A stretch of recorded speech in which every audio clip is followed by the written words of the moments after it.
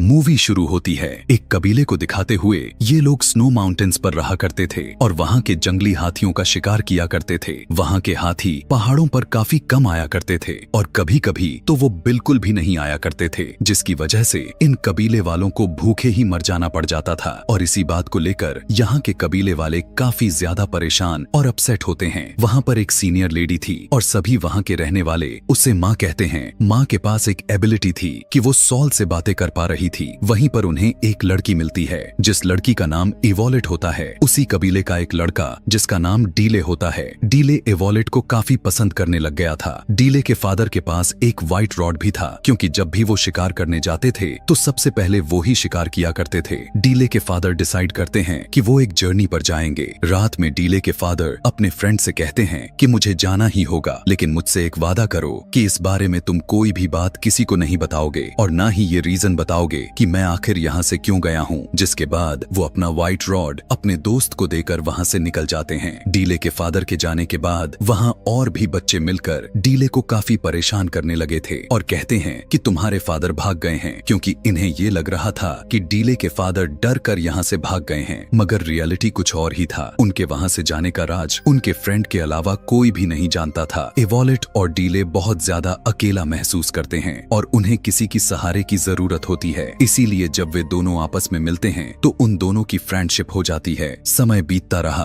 और ये दोनों एक दूसरे को लाइक करने लग गए थे। ऐसे ही चलते चलते काफी साल गुजर जाता है और इवोलेट और डीले दोनों बड़े हो चुके थे। एक बार फिर से बहुत सारे हाथी इनके कबीले के एरिया में आ गए थे। वहाँ पर यह फैसला किया जाता है कि जो कोई भी उन हाथी का पहले शिकार करेगा उसकी शादी इवोलेट से करवा दी जाएगी और उसे व्हाइट रॉड दे दिया जाएगा और तो और उसे कबीले का लीडर बना दिया जाएगा। इवोलेट उससे कहती है कि क्यों ना हम यहाँ से भागकर शादी कर लें, लेकिन डीले कहता है कि नहीं, मैं नहीं भागने वाला। जैसे मेरे फादर भाग गए थे और देखना, मैं ही जंगली हाथी का शिकार करूंगा और तुमसे ही शादी करूंगा। सभी कबीले के लोग जंगली हाथियों का शिकार करना शुरू कर देते हैं। एक काफी बड़े हाथी को वे लोग एक जाल में फंसाने में कामयाब हो जाते हैं, लेकिन उनका कोई भी फायदा नहीं होता, क्योंकि वो हाथी उन जालियों को तोड़कर भाग जाता है। लेकिन वो जाल हाथी के बॉडी में फंस गया था और सारे कबीले वाले उस जाल को पकड़कर लटक जाते हैं। हाथी की रफ्तार बढ़ती जा रही थी और सभी को जाल छोड़ना पड़ता है। सिर्फ डीले ही था जो उस जाल को पकड़कर रखा हुआ था। हाथी डीले को घसीटता हुआ पहाड़ी की ऊंचाई पर ले आता है। वहाँ पर लाने के बाद वो हाथी डीले पर अटैक कर देता है, लेकिन डीले उस हाथी को अपने भाले से हमला करता है, लेकिन उसे कोई भी फर्क नहीं पड़ता और वो एक बार फिर से डीले पर अटैक कर देता है कि तभी डीले एक बार फिर से उस हाथी पर अपने रॉड से हमला करता है और इस बार वो हाथी मर जाती है। उसी समय कबीले के लोग वहाँ पर पहुँच जाते हैं और सभी देखते हैं कि डीले ने इतने बड़े हाथी को मार डाला है। यह देखकर सभी बहुत ज्यादा खुश हो जाते हैं और डीले को वो व्हाइट रॉड दे दिया जाता है और फैसले के अकॉर्डिंग इवोलेट उसे सौंप दी जाती है और सभी फैसले ले लेते हैं कि इन दोनों की शादी करा दिया जाए। लेकिन डीले एक बात को सोचकर काफी परेशान था, क्योंकि सभी सोच रहे थे कि डीले ने जाल को नहीं छोड़ा था, लेकिन सच्चाई तो ये थी कि उसने भी उस जाल को छोड़ दिया था। वो तो उसका हाथ उसमें अटका रहा, इसीलिए वो उस व्हाइट रॉड को वापस कर देता है। वो इवोलेट से कहता है कि मैंने उस हाथी को नहीं मारा है, बल्कि वो मेरे रॉड में अटक गया था और इसीलिए मैंने उस व्हाइट रॉड को रिटर्न कर दिया है। अब उसने व्हाइट रॉड को छोड़ दिया है तो मतलब उसने इवोलेट को भी छोड़ दिया, क्योंकि इवोलेट उसी को मिलती जिसने हाथी का शिकार किया था। उसकी इस तरह की बात को सुनकर इवोलेट उससे नाराज हो जाती है और उन दोनों में सेपरेशन हो जाती है। वो दोनों एक दूसरे से काफी ज्यादा प्यार करते थे, लेकिन वहाँ की रीति रिवाज और परंपरा से बंधित थे। उसी रात कुछ लोग घोड़े पर सवार उनके कबीले पर अटैक कर देते हैं और उस कबीले के मेल्स और फीमेल्स को कैदी बनाकर अपने साथ ले जाते हैं और उन्हीं प्रिजनर्स में इवोलेट भी शामिल थी। लेकिन डीले के साथ उसके कुछ साथी बच गए थे, इसीलिए डीले कहता है कि मैं अपने कबीले और अपने लोगों को बचाकर वापस जरूर लाऊंगा। डीले का साथी कहता है कि वहाँ की खतरनाक पहाड़ियों से कोई भी वापस नहीं आता। डीले कहता है जिन लोगों ने अटैक किया है हम पर, वो भी तो वहीं से ही आए थे। वो डिसाइड कर लेता है कि मैं उनका पीछा करूंगा। इसके बाद डीले उन अटैक करने वाले और उनके घोड़ों के पैरों के निशानों को फॉलो करते हुए आगे बढ़ता है। डीले के साथ उनके साथी भी जा रहे थे, लेकिन उनके आगे की जर्नी काफी मुसीबत खड़ी करने वाली थी और वहां से अपने लोगों को बचाकर वापस आना काफी ज्यादा मुश्किल था। लेकिन डीले और उसके साथी बड़ी से बड़ी मुसीबत का सामना करने के लिए तैयार थे, क्योंकि उन्हें अपने लोगों को सही सलामत वहां से वापस लेकर आना था। वो रात दिन बस चलते रहते हैं। अब ये सभी माउंटेन माउंटेन्स के दूसरी साइड पर पहुंच जाते हैं, जहां से जमीन स्टार्ट हो जाती है। डीले और उसके साथी आगे बढ़ते बढ़ते एक घने जंगल में चले जाते हैं, जहां उन्हें अपने कबीले के सभी लोग और इवोलेट नजर आ जाती है, जिन्हें प्रिजनर्स बनाकर कहीं पर ले जाया जा रहा था। रात के समय में डीले इवोलेट के साथ साथ और अपने कुछ कबीले के लोगों को छुड़ा लेता है, लेकिन वो लोग जिन्होंने इन्हें बंदी बनाया हुआ था, वो लोग इन्हें दोबारा से पकड़ लेते हैं। हमला करते समय डीले का एक साथी इंजर्ड हो जाता है और वो लोग डीले के कबीले वालों को लेकर एक बार फिर से आगे की तरफ चल देते हैं। यहाँ पर डीले अपने इंजर्ड साथी को खींचते हुए ले जा रहा होता है। कुछ दूर जाने के बाद इन्हें भूख लगने लग जाती है, इसीलिए डीले शिकार करने के लिए चला जाता है, लेकिन डीले एक डिच में फंस जाता है, जहाँ पर पहले से ही बहुत सारे जानवर फंसे हुए थे। उसी में एक शेर भी फंसा हुआ था, जो काफी बड़ा होता है और काफी ज्यादा खतरनाक भी होता है, और ये बातें करने वाला शेर था। वहाँ पर बारिश होने लगती है, उस डिच में पानी भरना स्टार्ट हो जाता है और शेर डूबने लगता है, लेकिन शेर को डूबकर मरने से पहले डीले उसे आजाद करने के बारे में सोचता है। डीले उस शेर से कहता है कि मैं तुम्हें आजाद तो कर दूंगा, लेकिन एक वादा करो कि तुम मुझे नहीं खाओगे। डीले उसे आजाद करवा देता है और उसके कहे हुए के मुताबिक वो उसे बिना खाए ही वहाँ से चला जाता है, जिसके बाद डीले इस डीच से बाहर आ जाता है और अपने इंजर्ड साथी के पास आ जाता है। उसका साथी डीले से कहता है कि मैंने यहाँ पर रात में किसी की चिल्लाने की आवाजें सुनी हैं, और ये दोनों उसी डायरेक्शन की तरफ चल देते हैं जहाँ से चिल्लाने की आवाजें सुनाई दिया था। वहाँ पर आने के बाद इन्हें पता चलता है कि कल रात उस गांव पर किसी ने अटैक कर दिया था। जब ये लोग वहाँ पर जाते हैं तब वहाँ के कबीले के लोग इन्हें घेर लेते हैं। वो कबीले के लोग उन दोनों को मारने ही वाले थे कि तभी वहाँ पर वही शेर आ जाता है जिसकी जान डीले ने बचाया था।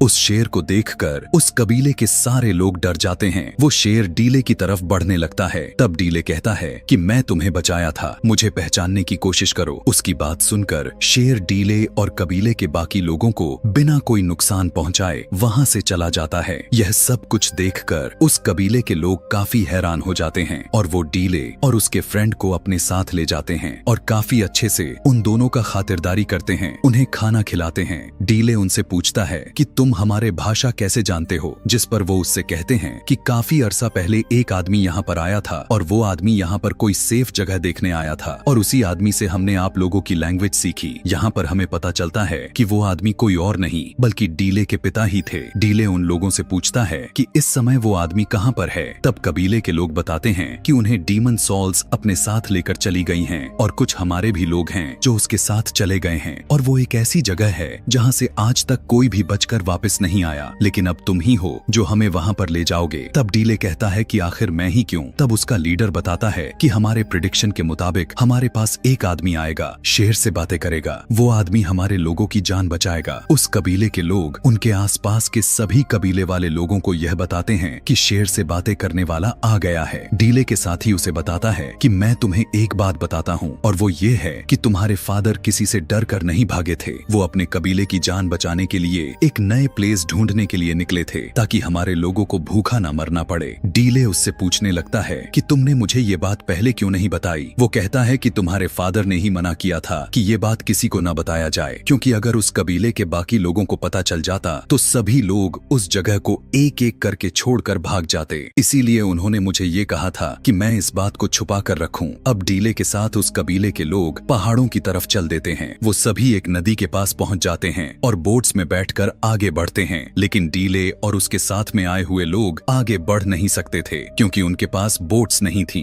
इसीलिए अब वे सभी डिसाइड कर लेते हैं कि वो पैदल ही अपना सफर तय करेंगे। लेकिन पैदल सफर करना काफी ज्यादा मुश्किल था क्योंकि उनके सामने बहुत ही बड़ा डेजर्ट था जिन्होंने उस रास्ते से जाना था, और कोई भी उस डेजर्ट को आज तक पार नहीं कर पाया था। लेकिन डीले हार नहीं मानता। वो कहता है कि हम इस डेजर्ट को पार कर लेंगे, चाहे कुछ भी हो जाए। हम अपने लोगों को आजाद करवा कर ही ले आएंगे। इसीलिए ये लोग सुबह होते ही अपनी मंजिल की तरफ चल देते हैं। कुछ दिन सफर करने के बाद अब ये सभी डेजर्ट के दूसरी तरफ चले जाते हैं। वहाँ पर ये देखते हैं कि बहुत ही बड़े बड़े पिरामिड बनाए जा रहे हैं। लोगों को गुलाम बनाकर यहाँ लाने का मकसद ये है ताकि उनसे यहाँ पर जबरदस्ती काम करवाया जा सके। पिरामिड्स बनाने में वहाँ पर उन लोगों की तादाद बहुत ही ज्यादा थी और उन गुलामों का भी तादाद बहुत ज्यादा थी। ये लोग अपने लीडर को गॉड कहते हैं। ये लोग अपने बारे में बताते हैं कि ये लोग आसमान से उड़कर आए हैं। उनका गॉड अपने चेहरे को किसी को नहीं दिखाता, बल्कि वो हमेशा पर्दे के पीछे रहता है। इनका गॉड बस इन लोगों को ऑर्डर देता है। ऑर्डर्स ये होता है कि इन गुलामों से जल्दी काम करवाओ। डीले और उसके साथ आए हुए कबीले का सरदार ये दोनों मिलकर गुलामों के टेंट में चले जाते हैं। इन लोगों के सामने एक आदमी को लाया जाता है जो कि ब्लाइंड था। वो आदमी उन सभी लोगों को बताता है कि 3 में से सिर्फ एक गॉड ही है जो जिंदा रह गया है। तब डीले पूछता है कि उसे कैसे मारा जा सकता है। तब वो अंधा आदमी बताता है कि वो गॉड डरता है एक ऐसे शख्स से जिसके शरीर पर एक खास तरह का निशान होगी, और वो निशान इस तरह का है जैसे स्पेस में दिखने वाले विजिबल निशान होते हैं। प्रेडिक्शन के मुताबिक वो आदमी सभी कबीले वालों को, सारे गुलामों को बचाएगा। उसी समय डीले से पूछा गया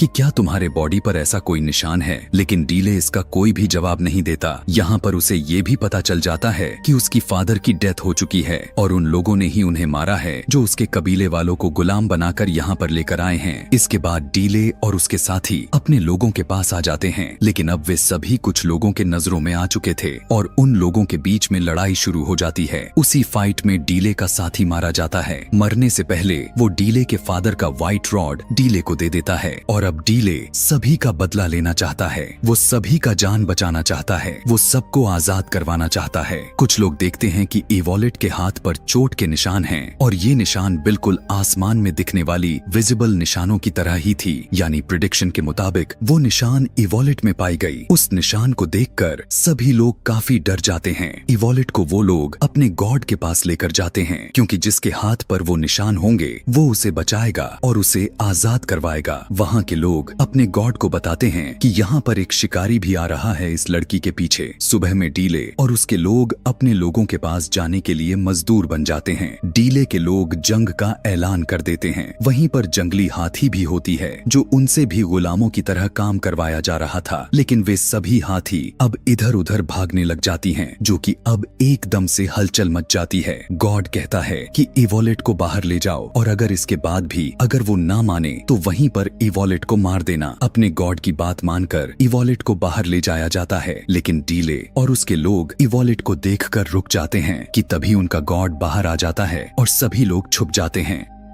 गॉड का एक आदमी सभी लोगों से कहता है कि जो भी इस लड़की को जानता है वो हमारे सामने आए और यहाँ से इस लड़की को लेकर जा सकता है, और हम वादा करते हैं कि हम इस बार उसे नहीं रोकेंगे। डीले कहता है कि मैं इवोलेट को लेकर जा सकता हूँ, लेकिन हमारे बाकी के साथियों का क्या होगा। लेकिन गॉड बोलता है कि वो अब हमारे लोग हैं, हमारे गुलाम हैं। उसकी इस तरह की बात सुनकर डीले उसकी बात मानने से इनकार कर देता है और डीले अपने व्हाइट रॉड को गॉड की तरफ फेंक देता है और व्हाइट रॉड के शरीर से आर पार हो जाती है। यहाँ पर अब डीले सभी से कहता है कि देखो, तुम सब, यह भी हमारी तरह एक इंसान ही था, उसे भी तकलीफ होती थी और वो मारा जा चुका है। जिसके बाद दोनों कबीलों के बीच में लड़ाई शुरू हो जाती है और इस जंग में डीले के लोग जीत जाते हैं, लेकिन कबीले का वो आदमी जो उसके कबीले के लोगों को यहाँ पर बंदी बनाकर लाया था, वो इवोलेट को एक तीर से मार देता है, जिससे इवोलेट मर जाती है। बदले में डीले उस आदमी को भी मार डालता है जिस आदमी ने इवोलेट पर तीर मारा था। डीले अपने कबीले वालों को और बाकी के गुलामों को यहाँ पर बचाने के लिए आया था, लेकिन उसने इस लड़ाई के दौरान अपने बहुत से लोगों को खो दिया। माँ, जो कि उन्हें दूर अपने कबीले से देख रही होती है, वो उन्हें पावर दे रही होती है, जिसके बाद माँ अपनी जान की कुर्बानी देकर इवोलेट की जान वापस ले आती है और इवोलेट दोबारा से जिंदा हो जाती है। जाने से पहले कबीले के वे सभी लोग जिन्होंने डीले को रहने खाने के लिए जगह दी थी, वो डीले को कुछ बीज देते हैं। वो डीले को कहते हैं कि तुम्हारे फादर चाहते थे कि तुम इन बीजों को अपने कबीले पर लेकर जाओ और इन्हें वहाँ पर उगाओ। डीले भी ठीक ऐसा ही किया। वो अपने जगह पर जाकर उन बीजों को उगा देता है और वहाँ पर पौधे लगने लगते हैं। आज से अब इन्हें कभी भी भूखा मरना नहीं पड़ेगा और न ही कभी ये इधर उधर भटकेंगे, और यहीं पर ये कहानी समाप्त हो जाती है।